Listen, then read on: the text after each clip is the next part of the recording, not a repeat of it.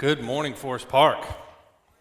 All right, we got a little interaction. It's the second service crew, daylight savings time, the most skipped day of the year when it comes to church. But those of you who actually have smartphones now and use those, you're here. Congratulations, welcome. And I want to say a special welcome to those of you who are watching online, whether here in Elizabeth City or around the world. Good morning or good evening, depending on where that is. Mood swings. We're continuing in our service or our series on emotions, taking control of our emotions and finding joy. But before we get into that, I want to back up and tell you our mission statement, why we do what we do here at Forest Park. We exist to help people follow Jesus one step at a time. Our mission is not to convert you to Christianity. Our mission is to introduce you to Jesus and help you come alongside you every step of the way in your relationship developing with Jesus. We believe that that will change your life and that will change the world. So if that's the case, why are we talking about emotions? What do emotions have to do with following Jesus? Well, they have a lot to do with following Jesus. We're going to get into that. We're going to realize that our emotions, and as we'll learn, our own brains, can be one of the biggest obstacles that we face in trying to do what Jesus wants us to do. If we don't have control of our emotions, then we don't have control of our lives. We can't surrender that life to Jesus. So we're going to get into this and we're going to talk about it. We're going to try to answer two questions, which is what are emotions and what purpose do they serve? And then I'm going to give you some tools that you can use to try, some practical tools, something easy that everybody can put into practice to try to regain control of your emotions. But first, I want to address the men in the room. I was born in the mid-'70s and we were taught you don't talk about your emotions. Okay, some of you might be mad that you're even here and we're talking about emotions in church. Okay, hold your wife's hand, she'll help you through it. Emotions, unless they made you look tough, it was okay to talk about anger, but you didn't talk about your fears and you didn't talk about your sadness and you didn't talk about anything that could make you look weak.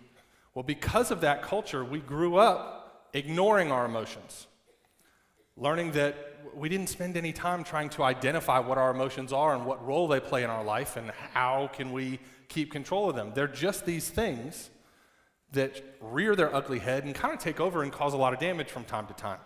So what are emotions? Okay. They are scientific categories given to a series of biological symptoms. When you go to the doctor and you say, I feel like my chest is tight and I have a pain in my arm and it kind of radiates down from my jaw, they say, well, based on the group of feelings that you're having, we think you're having a heart attack. Or I feel this way, this happens, I feel like this, my throat is sore and my eyes are itchy and this way, I think you have allergies. They look at the group of different symptoms that you have and they give it a name. That's what scientists do. To put it simply, emotions are names we give to a group of internal responses to external circumstances. Your brain perceives certain stimuli and decides for you what you best need to deal with that situation, and then it creates a specific cocktail of chemicals that it releases into your bloodstream that causes certain things to happen. Your heart rate to speed up, your lungs to be able to breathe quicker, the blood go into your arms and legs so that you can run faster. It'll dilate your pupils. There's a number of different biological things that happen inside your body based on the chemicals that your brain thinks you need. Okay, and here's the problem. Your brain doesn't check with you. See, there are two parts of your brain. The nervous system is made up of a part of the brain that you control.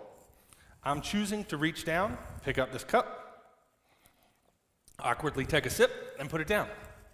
I chose to do that. I controlled that part of my brain. However, the entire time I was talking, I was still breathing and I wasn't thinking about it. My heart is still pumping. I can't tell my liver to produce more glucose. The brain controls all of that. It does it automatically. There's a part of your brain that God created that does not check in with you. Its main goal is to keep your body alive. That's it. So anytime it perceives something, it decides for you what you need. If you haven't eaten enough, if your blood sugar drops, then your brain goes, he needs food. It doesn't check the size of your love handles first. It just says, Glucose is down. Let's hit this guy with some ghrelin and make him hungry. He releases a chemical. You decide you want to eat. And again, it doesn't factor in what's the wisest choice at this time. It just motivates you to eat because it's just trying to keep you alive. It's a very simple system. The problem, again, is that oftentimes when we don't realize what is happening, we don't have control over it. And the front part of the brain, the frontal lobe, which we do control, oftentimes is shut down. And so what we really need to do, we're not even capable of doing because the other part of the brain has already shut it down. It's cut us out and basically said, I don't want your input, I'll decide for you what is best for you. And this is a very dangerous thing.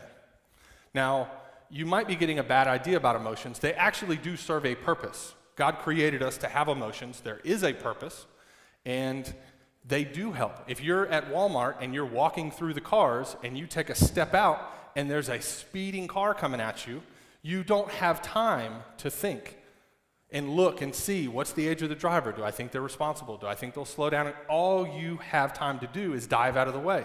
Your brain knows this, and so it literally shuts down the part of your brain required for rational thought and just floods your body with chemicals to give your legs enough energy to dive out of the way as quickly as possible. It's there to keep you alive.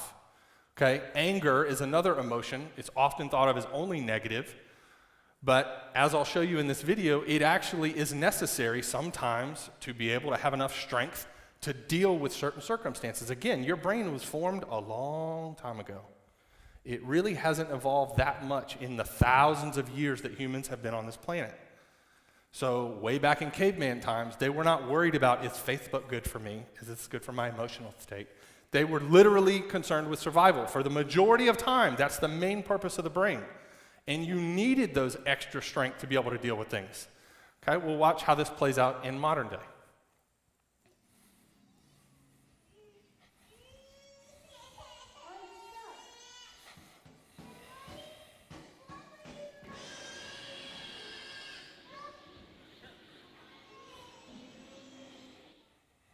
Okay? Now, I don't know if that was necessary, but he felt trapped.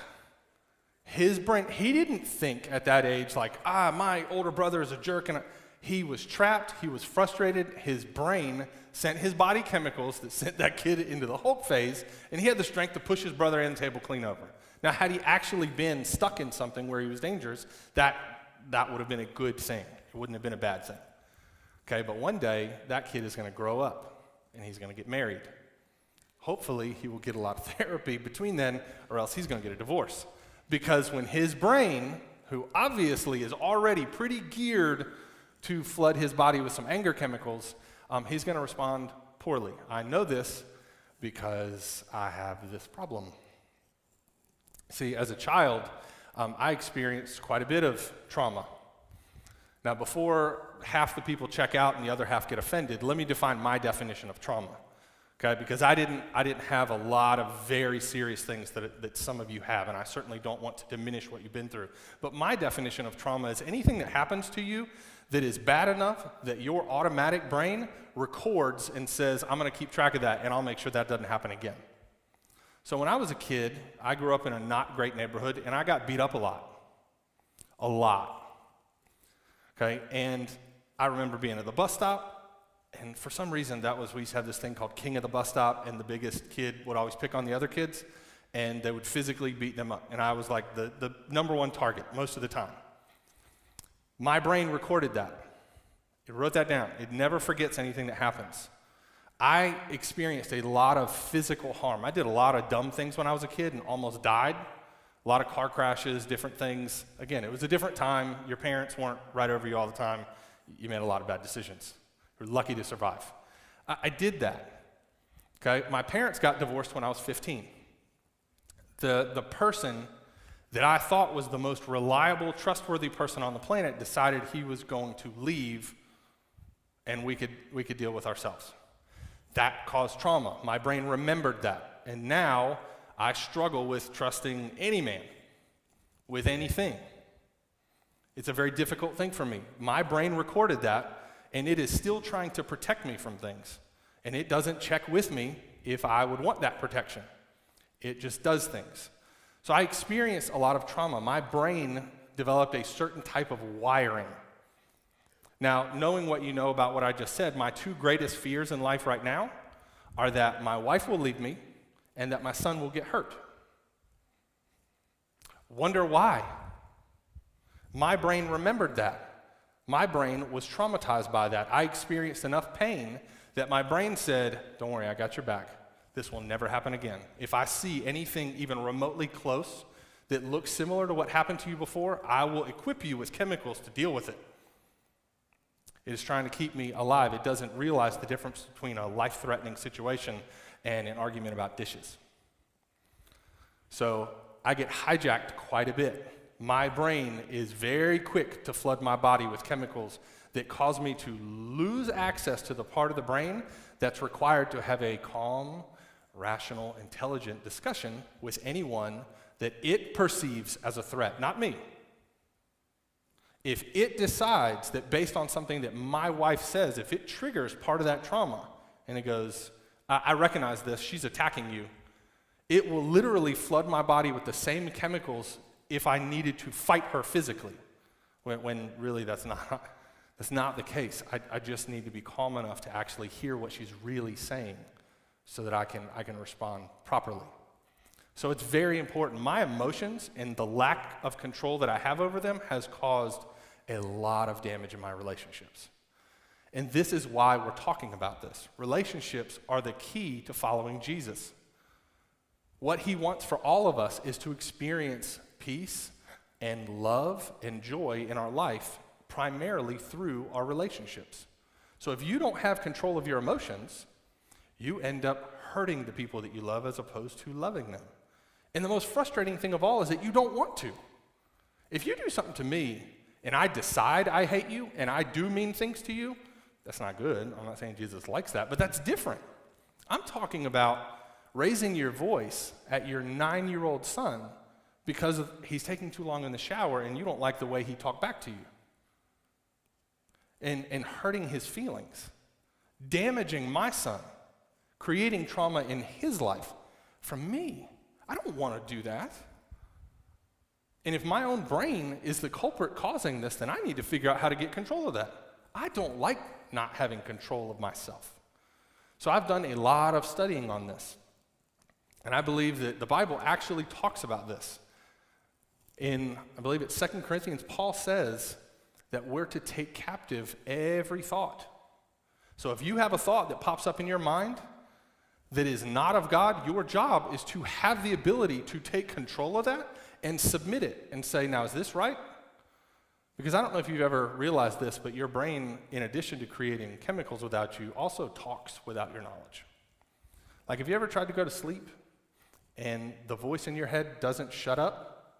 You're trying not to think, and yet it is still talking obnoxiously. Just like, are you sure tomorrow? Do you know what the weather is? I know she said it was going to be 72, but did you check it? Like, just shut up. I'm trying to sleep. Your brain does that. Okay? Your brain is connected to every organ in your body through a network of wires, for lack of a better word, nerves. And it sends electrical impulses to control those. And it is constantly firing. It is never off, which is why when the conscious brain wants to go off, the other one is still going.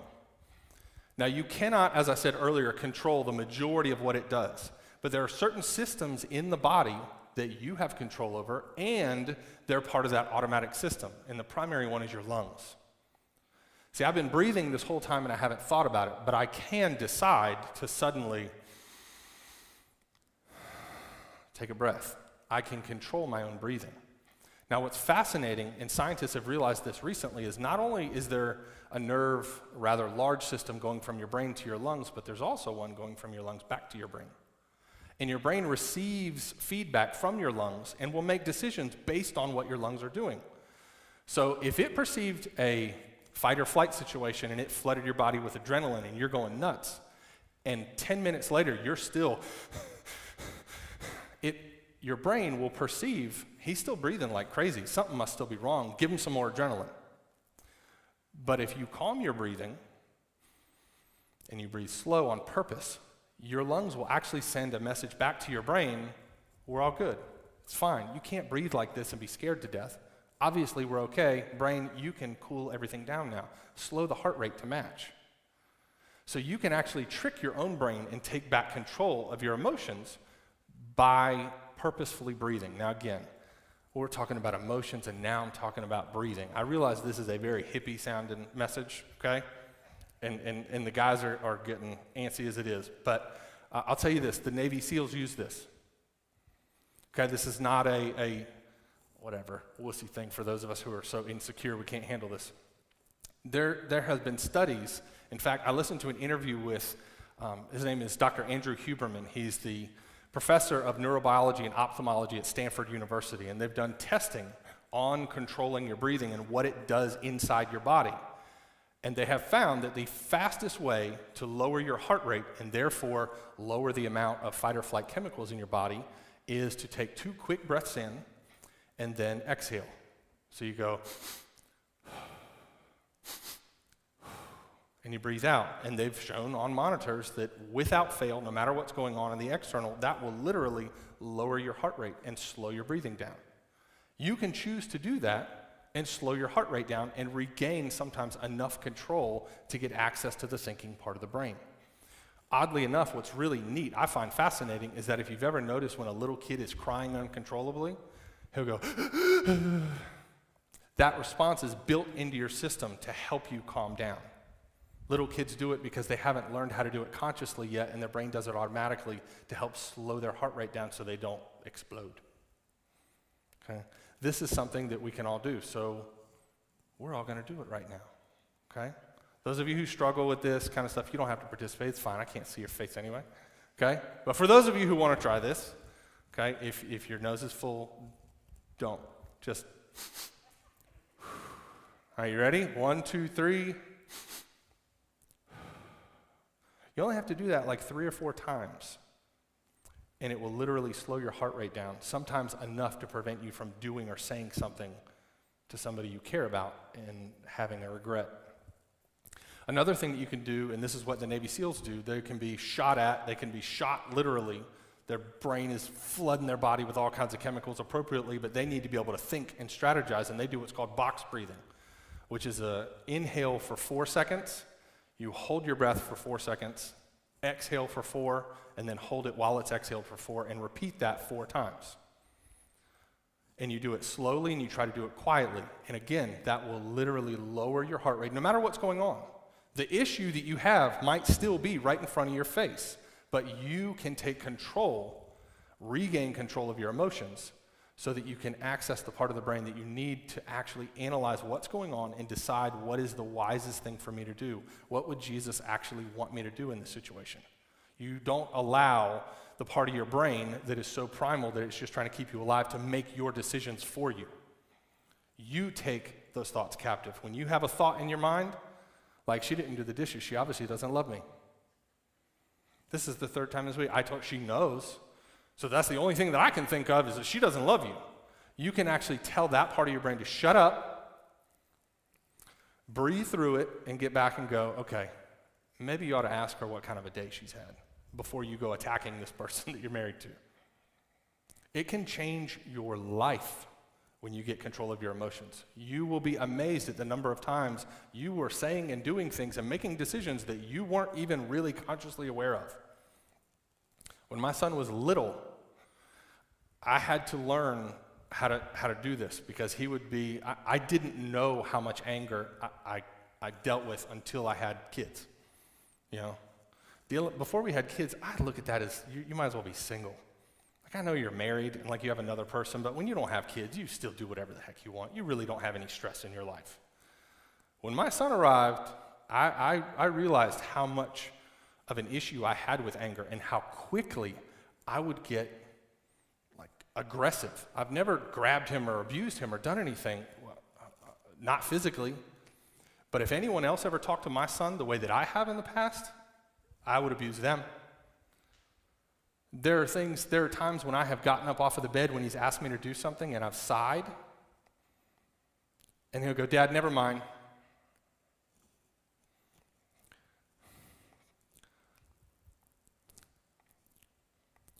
I don't want to do that. Now, there are other things that factor in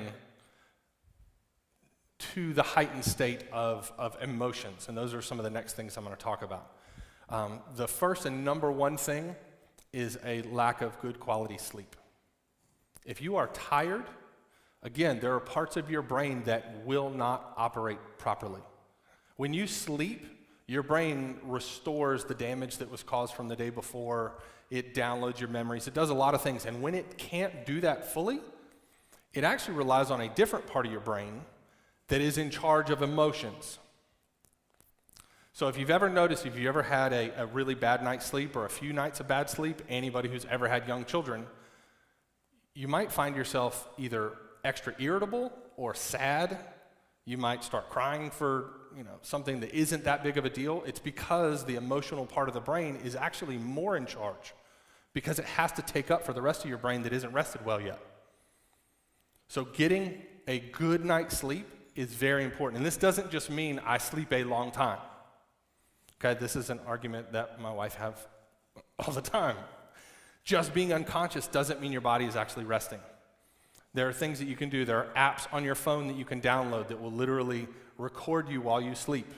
Okay, mine tells me exactly how many times I snored and record snippets of it. Okay, so whenever my wife has on, okay, fine, you go sleep in the other room. Okay, I have a ring that actually tracks my heart rate when I'm sleeping and can tell me this is how much you actually rested throughout the night. It is one of the most important things for your health overall, but it's extremely important in making sure you at least start the day on like even keel before the stresses already come. Okay, if you haven't learned that you have no control over the external circumstances in your life after 2020, then I don't know what to tell you. We don't have control over anything that can happen outside of us. The only thing that we can is control what happens inside of us. And mastering that and learning how to get control of our own bodies is one of the most important parts. It's a great first step in learning to follow Jesus, because he is going to call you to do things that go contrary to your own survival instincts. When I grew up, we didn't have a lot of money. I was the poorest of all of my best friends. They all had nicer cars, nicer houses, nicer clothes, everything. I worried about money a lot as a kid, so as an adult, I also worry a lot about money. I thought I wanted to have financial security. I've made enough money now to realize you can never make enough to not worry about the safety, the financial security. The entire economy could crash because somebody coughed the wrong way or something. I can't control that. But I can control what happens inside of me when those things happen. And I can make decisions to give money to people who need it, to be generous with my money, as Jesus calls me to do, in spite of the fear that I have. Because I have control of my fears. I don't let it rule me. I'm saying that as I wish. But that's one of the reasons why I'm so passionate about getting control of your emotions. This is a huge thing that I've been studying for a long time because it can really cause a lot of issues. I have a lot of shame about the first part of my journey with Jesus because I didn't have enough control over myself to do the things I wanted to do. Anyone who's ever been addicted to anything understands the shame of wanting to do what Jesus wants you to do and not doing it, not having control of your own decision making. Now, I'm not trying to negate the responsibility of our actions. I don't care if you think it was my fault. I just don't want to do it anymore.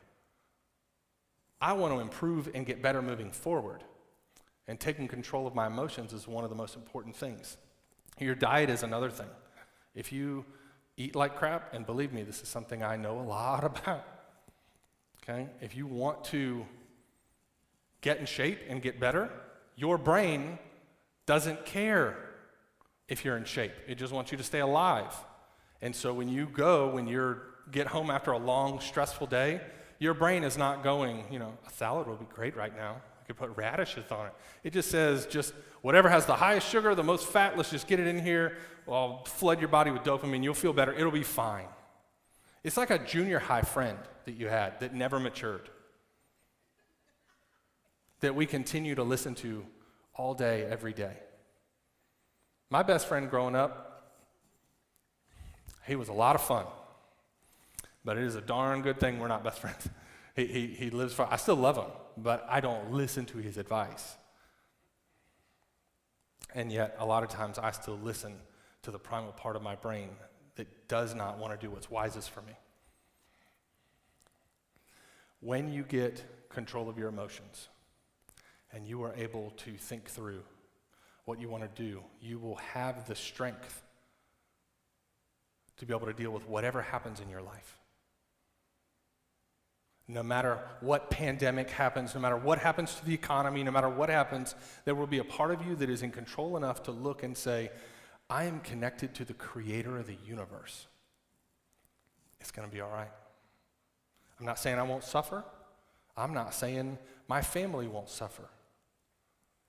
But knowing Jesus as I do and focusing on that, it'll help me get through anything. And I'll be able to respond in those times the way that I would want to, as opposed to just responding emotionally, causing more damage and more issues. Now Zoe's going to come and she's going to end us and lead us in a song. And the person who wrote this song is kind of a hero of mine. He's a goal, if you will. His name is Horatio Spafford, and he lived in the late 1800s in Chicago, and he was a businessman and a lawyer. And he and his wife lost their son very young to pneumonia. And he had 4 other daughters. And 2 years after he lost his son, his wife and his 4 daughters were on an ocean liner going from the United States to Europe. And about 4 days into that trip, they collided with another boat, and the boat sank. And his 4 daughters died. His wife was rescued by somebody on a rowboat, got to shore, and when she was able to telegram her husband, she wrote simply, "Survived alone, I don't know what to do." He, of course, boarded a boat as quickly as he could and sailed after her. And when he got over the part of the water where his babies had drowned, the captain took him out on the boat and he said, "This is where it happened." And he wrote, "It is well with my soul." To be connected to a God that is so powerful, whose peace is so strong that you can face that and be okay, that's the goal. And so if you will, listen to this. Let's stand together. Check. Can you guys hear me?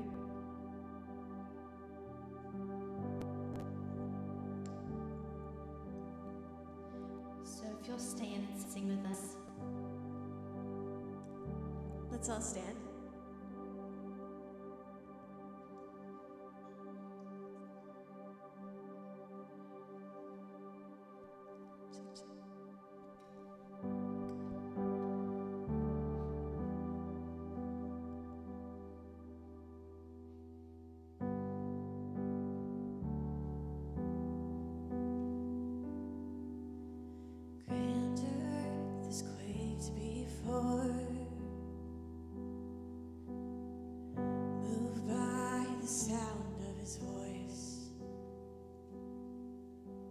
Seas that are shaken and stirred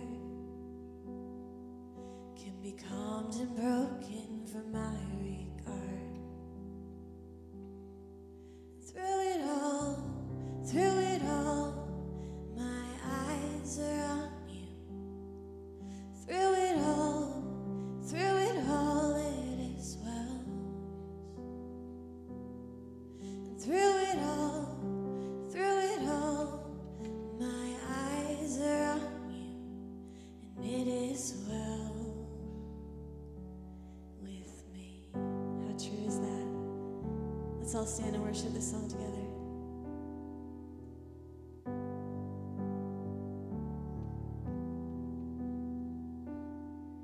Far be it from me to not believe, even when my eyes can't see. In this mountain mountain that's in front of me will be thrown into the midst of the sea. And through it all, my eyes are on you. And through it all, it is well. And through it all, my eyes are on you, and it is well. It is well. So let go my soul and trust in Him. The waves and wind still know His name. So let go my soul and trust in Him. The waves and wind still know His name. So let go my soul and trust in Him. The waves and wind still know His name. The waves and wind still know His name. All together now. And it is well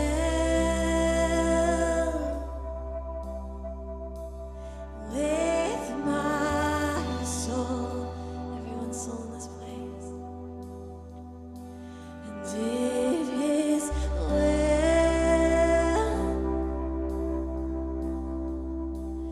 with my soul, no matter what. And it is well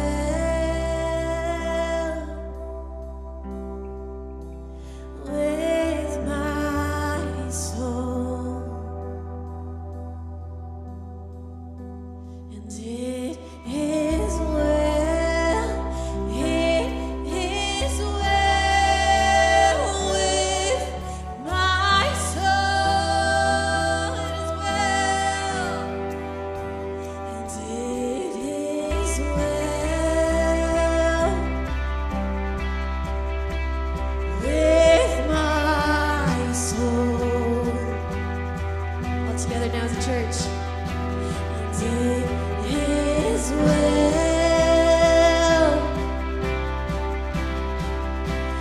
with my soul. And it is well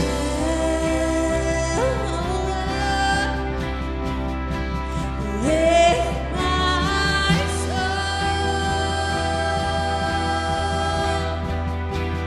It is well, it is well with my soul. It is well, it is well with my soul. Sing it together. It is well, it is well with my soul.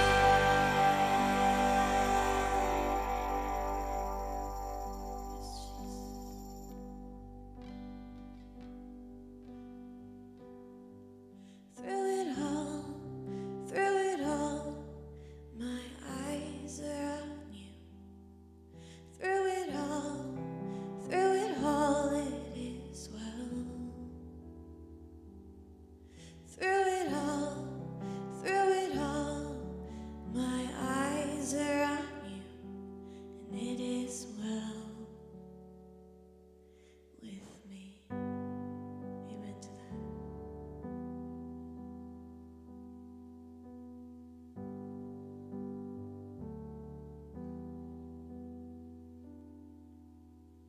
Amen. How true is that, everybody? Let's lift up a shout of praise, everybody. Well, we thank you so much for coming here.